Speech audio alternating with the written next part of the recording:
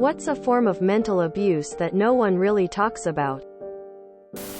Neglect. People always talk about abuse. But neglect, as humorous as it may sound, gets neglected. When I was a teenager, I would regularly go missing for days. I'd purposely dip out and go to friends' houses with a packed bag and tell their parents, my mom said. It was okay for me to stay for a week. My friends' parents must have understood no one cared about me at home and would oblige me and let me stay. I'd return home after a few days and see if anyone knew I was gone. After asking if they knew I wasn't home, I'd always get a, "No. You were out? Oh well, that's nice." Once I left for 10 days. I snuck back in that time thinking they have to know I wasn't home and I would be in trouble. I came in through the back door and could clearly hear my mom and stepdad watching TV and enjoying themselves. I break it to them that I wasn't home for 10 days after questioning them in regards of whether they noticed I was gone. They tell me, "We thought you were in your room." I was 16 at the time. Not allowing children to make choices. I was raised by parents who dictated most decisions. Making good choices is a necessary skill. I think children raised this way do not develop a sense of autonomy. I have a terrible time making decisions. And I don't care about many things like color choices, food, recreation, and more important life choices like partners and occupations. It is harder to find pleasure in life when choices are based on what you dislike the least. Excessive passive aggressiveness. It's not quite bullying, but it is. It's not quite rude, but it is. It's easily dismissed as nothing. But years and years of it is so mentally and emotionally exhausting. Any kind of fear-based parenting. I remember how you made me feel when I was small and vulnerable. I was afraid. No, you didn't hit me that hard. But that's by adult standards. To me, you were a giant 3 times my size. If a child is afraid of you, they won't trust you. Ever. I don't know how is it called. But I never had nice explanation when I didn't understand something. I would get yelled at, called names, or sometimes got just silent treatment. I still get nauseous at work when I have to ask for help when I don't understand something or I'm not sure how to do it. Definitely guilt tripping. Both of my exes used to take everything I did wrong as a personal attack and used it to try to make me feel guilty. I want to see my best friend instead of them today? Oh, you must not love me. I didn't get the right order from Starbucks?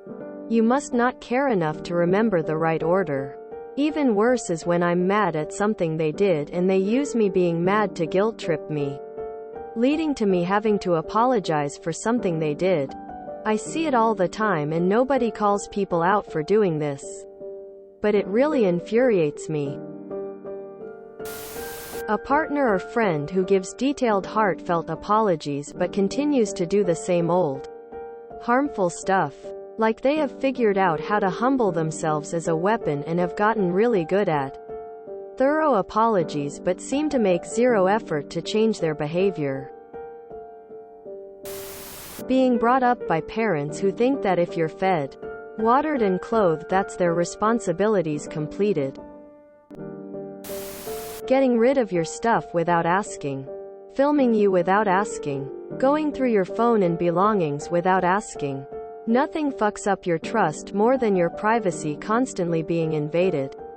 Thousands of pictures. Gone. All my social media. Gone.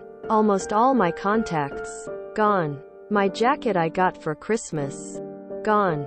All without my knowledge or permission. Constantly undermining someone or second-guessing someone. My brother does this on a regular basis about big, small or totally irrelevant stuff. At first I didn't think much of it, but after a long time it started to make me not be able to make decisions properly because I was always told my decisions were wrong. It took a lot of time to come to the conclusion that even if my decisions are wrong, They're my decisions and I'm learning from my own mistakes. Telling a child to keep their passions to themselves.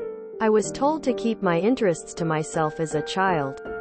And people wouldn't want to be my friends because my interests were nerdy. It's one thing to be made fun of for your interests by your peers. But it's way worse when it comes from your parents. Now that I'm an adult, I have much better friendships because I no longer feel like I have to put on a vanilla mask for everyone. Financial abuse. I didn't even know it was a legitimate thing until recently. Loudly drawing attention to someone stepping outside their comfort zone. Look who's leaving her room. Quote, why are you wearing a dress? WHO are you? Quote, are you reading a book? A real book? Quote, how to make sure your kid thinks they're never allowed to explore or change anything about themselves 101. Not allowing someone the time and space to cool down or collect their thoughts when an issue is brought up. Had a spouse follow me through the house until the conclusion he found acceptable was reached. Social exclusion. Obviously no one should be forced to talk to others and involve them in activities. But oftentimes it's done maliciously. I've seen it happen both in school and in the workplace. Minimizing from others who support the abuser. They were only teasing. You need a thicker skin. You should just ignore. Quote, death by 1,000 paper cuts. When you finally crack, as you should since you are literally being tortured. They paint you as the crazy one. They also cut you in private, until they know you are at your breaking point. Then do something seemingly innocuous in public to cause you to explode. Some people are really good at it. My mother was very good at it, much to my mother-in-law's chagrin. My mill is an idiot compared to my mother. So her attempts just look stupid and amateurish to me. Shame. It's seen as a legitimate parenting tool by so many people. Pee your pants? You should be ashamed. Have an uncomfortable but normal emotional response? Stop that. What will people think? Someone you trusted hurt you?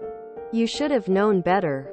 It can make connection and communication feel dangerous. You should know better than to let down your guard. It can also lead you to betray and berate yourself and turn you into a target, because you already know that you're the problem and some people are masterful about exploiting it. Living vicariously through your children. I've seen some startling instances of verbal and mental abuse committed with impunity by managers in the workplace. If you enjoyed this video, please check out our playlists full of similar content. Epicaricast is like doom scrolling for your ears. Please like, share, and subscribe.